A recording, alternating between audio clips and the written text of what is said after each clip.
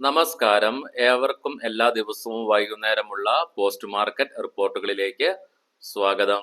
ഇന്ന് 2 ജൂലൈ 2025. അങ്ങനെ ഇന്നും നമ്മുടെ മാർക്കറ്റ് നഷ്ടത്തോടു കൂടിയിട്ടാണ് വ്യാപാരം അവസാനിപ്പിക്കുക ഉണ്ടായത്. കഴിഞ്ഞ ആഴ്ചത്തെ റാലിക്ക് ശേഷം 3-4 ട്രേഡിംഗ് സെക്ഷനിലായിട്ട് നമ്മുടെ മാർക്കറ്റിൽ ഒരു കൺസോളിഡേഷൻ തന്നെയാണ് കാണുവാനായിട്ട് സാധിക്കുന്നത്.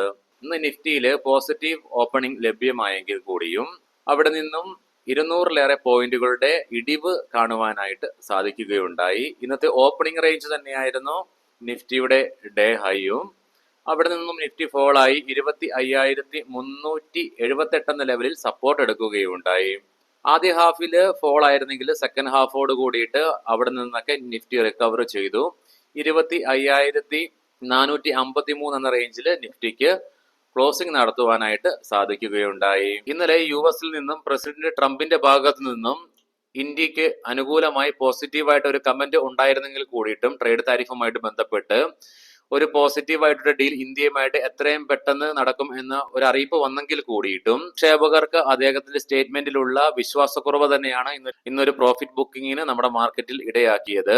മറ്റൊരു പ്രധാനപ്പെട്ട കാരണം ഇന്ന് ക്രൂഡ് ഓയിലിന്റെ പ്രൈസിലും വർധനവ് കണ്ടു, ഇൻക്ലൂഡിംഗ് ഗോൾഡ്. അതിന് പ്രധാനപ്പെട്ട കാരണം UN-ന്റെ ഈ ന്യൂക്ലിയർ ഏജൻസിയുമായിട്ടുള്ള സഹകരണം നിർത്തിവെച്ചു എന്നൊരു വാർത്ത വന്നു. അത് ക്രൂഡ് ഓയിലിന്റെ വില വർധനവിലേക്ക് നയിച്ചു. തൽഫലമായിട്ട് US ഡോളറും ഇന്ന് വീക്കൻ ആകുന്നത് കണ്ടു. ഇന്ന് നമ്മുടെ മാർക്കറ്റില് പ്രോഫിറ്റ് ബുക്കിംഗ് വളരെ വ്യക്തമായിരുന്നു, പ്രത്യേകിച്ച് ബാങ്കിങ്, ഫിനാൻഷ്യൽ സ്റ്റോക്കുകളില്. തൽഫലമായി നിഫ്റ്റി ബാങ്കില് 0.80% ഇടിവ് രേഖപ്പെടുത്തുകയുണ്ടായി. സെൻസെക്സും നിഫ്റ്റിയും 0.3% ഇടിവും രേഖപ്പെടുത്തി. ഇന്ന് നിഫ്റ്റിയില് Shriram finance, Bajaj Finserv, IndusInd bank, Bajaj finance, L&T തുടങ്ങിയ സ്റ്റോക്കുകൾ നഷ്ടം നേരിടുകയുണ്ടായി. തത്സമയം Tata steel, JSW steel, UltraTech cement, Maruti Suzuki, Hero MotoCorp തുടങ്ങിയ സ്റ്റോക്കുകൾ ഇന്ന് നിഫ്റ്റിയിൽ നേട്ടത്തോടുകൂടി വ്യാപാരം അവസാനിപ്പിക്കുക ഉണ്ടായി. സെക്ടർ വൈസ് നോക്കുമ്പോൾ മെറ്റൽ ഇൻഡെക്സ് 1.3% നേട്ടം ഇന്ന് കൈവരിക്കുകയുണ്ടായി. കൺസ്യൂമർ ഡ്യൂറബിൾസ് 1% നേട്ടം കൈവരിച്ചപ്പോൾ PSU bank, capital goods, realty, media, oil and gas തുടങ്ങിയ സെക്ടറുകൾ 0.5% മുതൽ 1% ഇടിവ് രേഖപ്പെടുത്തുകയുണ്ടായി. ഇന്ന് ബോർഡർ മാർക്കറ്റ്സും മോശമായ പെർഫോമൻസ് ആണ് കാഴ്ചവെക്കുകയുണ്ടായത്. Mid cap index 0.2%, small cap index 0.3% ഇടിവ് നേരിടുകയുണ്ടായി.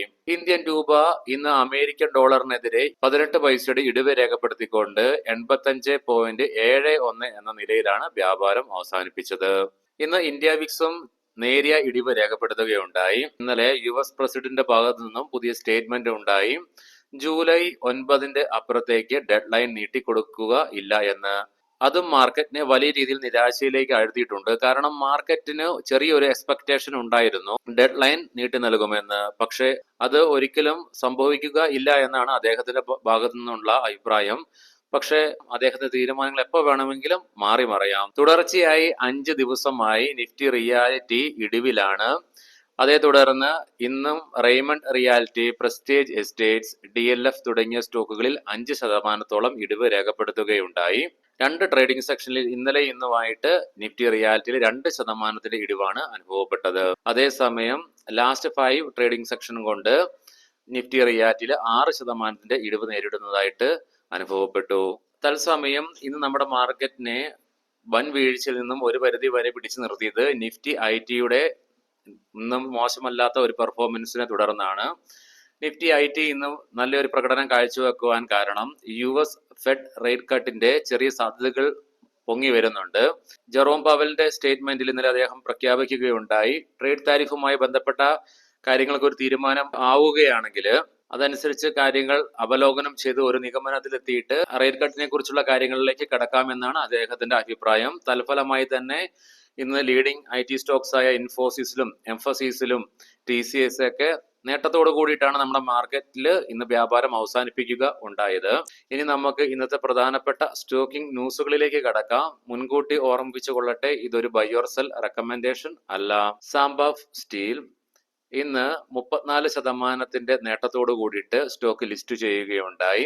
പക്ഷേ ഇൻട്രാഡേ ബേസിസിൽ 13% ഇടിവ് സ്റ്റോക്കിൽ അനുഭവപ്പെട്ടു. HDB ഫൈനാൻഷ്യൽ 14% നേട്ടത്തോടുകൂടി സ്റ്റോക്ക് ഇന്ന് ലിസ്റ്റ് ചെയ്യുകയുണ്ടായി. പാരാസ് ഡിഫൻസ് ആന്റി ഡ്രോൺ ടെക്കുമായി ബന്ധപ്പെട്ട് കമ്പനിയുടെ സബ്സിഡിയറിക്ക് 22 കോടി രൂപയുടെ പുതിയ ഓർഡർ ഫ്രഞ്ച് കമ്പനിയിൽ നിന്നും ലഭിക്കുകയുണ്ടായി. ഐനോക്സ് വിൻഡ് മോട്ടിലാൽ ഒസ്വാൾ സ്റ്റോക്കിന് ഒരു ബൈ കോൾ നൽകിയിട്ടുണ്ട്. 210 രൂപ പെർ ഷെയർ ടാർഗറ്റ് പ്രൈസും പറഞ്ഞിട്ടുണ്ട്. റൈറ്റ്സ് കമ്പനിക്ക് 3.6 million US$ order African railway കമ്പനിയുടെ ഭാഗത്തു നിന്നും ലഭിക്കുകയുണ്ടായി.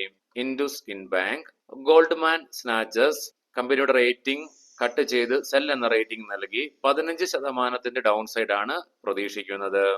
AstraZeneca pharma India central drug standard control organisation കമ്പനിയുടെ ഇൻഫിനിസി എന്ന ക്യാൻസർ ട്രീറ്റ്മെന്റിനുള്ള മെഡിസിന് അംഗീകാരം കൊടുത്തതായിട്ടുള്ള വാർത്തകൾ. ഏവർക്കും നന്ദി, നമസ്കാരം. നാളെ രാവിലെ 8 മണിക്ക് പ്രീ മാർക്കറ്റ് റിപ്പോർട്ടുമായിട്ട് കണ്ടുമുട്ടാം.